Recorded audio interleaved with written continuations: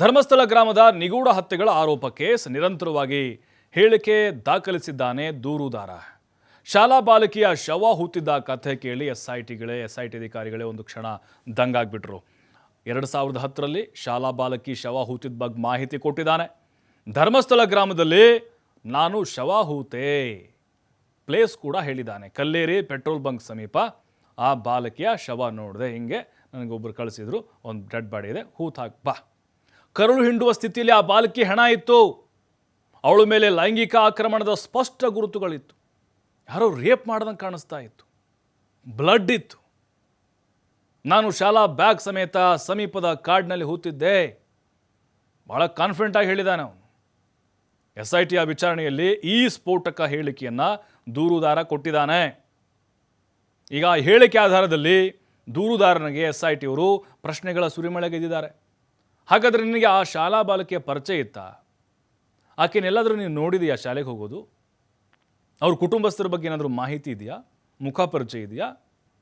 ಯಾವ ಶಾಲೆಗೆ ಓದ್ತಾ ಇದ್ಲವಳು? ಆಕೆ ಯಾವ ಥರದ ಯೂನಿಫಾರ್ಮ್ ಹಾಕಿದ್ಲು?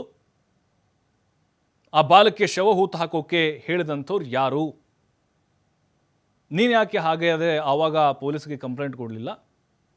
ಈ ರೀತಿ ಪ್ರಶ್ನೆಗಳನ್ನು SIT ಅಧಿಕಾರಿಗಳು ಆ ದೂರುದಾರ ಏನಿದ್ದಾನೆ ಅನಾಮಧೇಯ ವ್ಯಕ್ತಿ ಆತನಿಗೆ ಕೇಳಿದ್ದಾರೆ. ಇಲ್ಲಿ ಅವನಿಗೆ ಕರಳು ಹಿಂಡಿದ ಕತೆ ಅಂತ ಹೇಳಿದ್ರೆ ಆ ಶಾಲಾ ಬಾಲಕಿಯ ಶವ ಒಂದು 12ರಿಂದ 15 ವರ್ಷದ ಅಪ್ರಾಪ್ತೆ ಅಂತ ಅನಿಸುತ್ತೆ. ಅಂದರೆ ಪರಚಿದಂಥ ಗಾಯಗಳು ಆಕೆ ದೇಹದ ಮೇಲಿತ್ತು. ಈ ರೀತಿ ಹೇಳಿಕೆಯನ್ನು ಕೊಟ್ಟಿದ್ದಾನಂತವನು. ಅಂದರೆ ಆಕೆಯ ಮೇಲೆ ಲೈಂಗಿಕ ದೌರ್ಜನ್ಯ ಆಗಿದೆ ಅನ್ನೋದನ್ನು ಹೇಳಿದ್ದಾನೆ ಅವನು. ಧರ್ಮಸ್ಥಳ ಗ್ರಾಮದಲ್ಲಿ ನಿಗೂಢ ಹತ್ಯೆ ಆರೋಪ ತಲೆಬುರುಡೆ ಸುತ್ತ SIT ಅಧಿಕಾರಿಗಳ ಚಿತ್ತ ನೆಟ್ಟಿದೆ. ಈಗ ದೂರುದಾರ ಒಪ್ಪಿಸಿದ್ದ ತಲೆಬುರುಡೆ ಬಗ್ಗೆ ಪ್ರಶ್ನೆ ಮಾಡಿದ್ದಾರೆ. ಆತ ಅನಾಮಧೇಯ ಏನಿದ್ದಾನೆ, ಕೈಲಿ ಹಿಡ್ಕೊಂಡು ಬಂದಿದ್ದ ಬುರುಡೆ, ಯಾವುದೋ ಒಂದು ಹೆಣ ಹೂತಿದ್ದು ಆತ ತೆಗೆದುಕೊಂಡು ಚೀಲದಲ್ಲಿ ಹಾಕೊಂಡು ಬಂದಿದ್ದ. ಆ ಬುರುಡೆ ಬಗ್ಗೆ ಕೇಳಿದ್ದಾರೆ. ಬುರುಡೆ ರಹಸ್ಯವನ್ನು ಕೆದಕುವ ಪ್ರಯತ್ನ. ಆ ಟೈಮ್ನಲ್ಲಿ ಆ ಬುರುಡೆ ಹೊರ ತೆಗೆದಲ್ವಾ, ನಿನ್ನ ಜೊತೆಗೆ ಯಾರಿದ್ರು? ಈ ರೀತಿ ಹೊರ ತೆಗೆಯೋಕೆ ಪ್ರೇರಣೆ ಕೊಟ್ಟಿದ್ದಾರೆ ನಿನಗೆ? ಯಾರು ತೆಗೆ ಅಂತ ಹೇಳಿದ್ದು? ಅಥವಾ ನೀನೇ ಹೋಗಿ ಯಾರನ್ನ ಕರ್ಕೊಂಡೋಗಿ ನೀನೇ ತೆಗೆದಿದ್ದ? ನೂರಾರು ಕಡೆ ಶವ ಹೂತಿದ್ದೇನಂತ ನೀವು ಹೇಳಿದಿರಿ. ನಿರ್ದಿಷ್ಟವಾಗಿ ಅದೇ ಜಾಗದ ಬುರುಡೆ ತಂದಿದ್ದು ಯಾಕೆ? ಆ ಬುರುಡೆ ಅಸ್ಥಿಪಂಜರ ಯಾರದು ಅಂತ ನಿಮ್ಗೇನಾದರೂ ಗೊತ್ತಾ? ಯಾರ್ದು ಅಂತ ಐಡೆಂಟಿಫೈ ಇದೆಯಾ? ನಿಮಗೆ ನೆನಪಿದೆಯಾ? ಅಥವಾ ಹೇಗೆ? ಯಾರ್ದು ಬುರುಡೆ? ದೂರುದಾರನ ಬಳಿ SIT ಅಧಿಕಾರಿಗಳು ಈ ಮಾಹಿತಿ ಸಂಗ್ರಹ ಮಾಡಿದ್ದಾರೆ. ಈಗ ತಲೆಯ ಬುರುಡೆ ರಹಸ್ಯ ಗೊತ್ತಾಗಬೇಕಾಗಿದೆ. ಆತ ತಂದಿರುವಂಥ ಬುರುಡೆ ಯಾರ್ದು? ಇವನೇ ಹೂತಿದ್ದ ಅಥವಾ ಯಾವುದೋ ಬೇರೆ ಹೆಣದ್ದ? ಅದು ಮೊದಲು ಗೊತ್ತಾಗಬೇಕಾಗಿದೆ.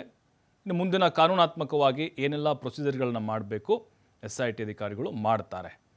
ಇನ್ನು ಆತನ ಹೇಳಿಕೆ ಈಗ 8 ಅವರು ಏನು ವಿಚಾರಣೆ ಮಾಡಿದ್ದಾರೆ, ಇನ್ನೂ ಅಪೂರ್ಣ ಆಗಿದೆ. ಇನ್ನೂ ಸುದೀರ್ಘವಾಗಿ ಆತನನ್ನು ವಿಚಾರಣೆಗೆ ಒಳಪಡಿಸಬೇಕಾಗಿದೆ. ಯಾಕೆಂದರೆ ಈಗ ಒಂದೆರಡು ಶವದ ಕಥೆಗಳನ್ನು ಹೇಳಿರಬಹುದು. ನೂರಾರು ಶವಗಳನ್ನು ನನ್ನ ಕೈಯಾರು ನಾನೇ ಹೂತಿದ್ದೇನೆ ಸರ್ ಅಂತ ಹೇಳಿದ್ದಾನೆ. ಪಾಪ ಪ್ರಜ್ಞೆ ಕಾಡಿ ಆತ ಈಗ ಸತ್ಯವನ್ನು ಹೇಳೋದಕ್ಕೆ ಬಂದಿದ್ದಾನೆ. ಜನರಿಗೆ ಬಹಳ ನಿರೀಕ್ಷೆ ಇದೆ, ಕುತೂಹಲ ಇದೆ. ಯಾರು ಹಾಗಾದರೆ ನೂರಾರು ಶವಗಳನ್ನು ಉಳಿಸಿದ್ದು? ಆ ಸಮಾಧಿ ಯಾರು ಕಟ್ಟಿದ್ದು? ಅದರ ಹಿಂದಿನ ರಹಸ್ಯ ಏನು? ಆ ಬುರುಡೆ ಯಾರದ್ದು? ಅದು ಮೊದಲು ರಾಜ್ಯದ ಜನರಿಗೆ ಗೊತ್ತಾಗಬೇಕಾಗಿದೆ. SIT ಕೂಡ ನಿಷ್ಪಕ್ಷಪಾತವಾಗಿ, ಯಾವ ಪ್ರಭಾವಕ್ಕೂ ಒಳಗಾಗದೆ, ಯಾರ ಒತ್ತಡಕ್ಕೂ ಮಣಿಯದೆ ತನಿಖೆಯನ್ನು ಮಾಡುತ್ತೆ ಅನ್ನುವಂಥ ವಿಶ್ವಾಸ ಇದೆ. ಅಂದರೆ ಮೇನಿಗೆ ಸರ್ಕಾರದ ಮೇಲೆ, ಸರ್ಕಾರನೇ SIT ಮಾಡಿದ್ದಲ್ವ, ಆ ಸತ್ಯವನ್ನು ಭೇದಿಸುವಂತಹ ಪ್ರಾಮಾಣಿಕ ಪ್ರಯತ್ನ ಆಗಬೇಕಾಗಿದೆ.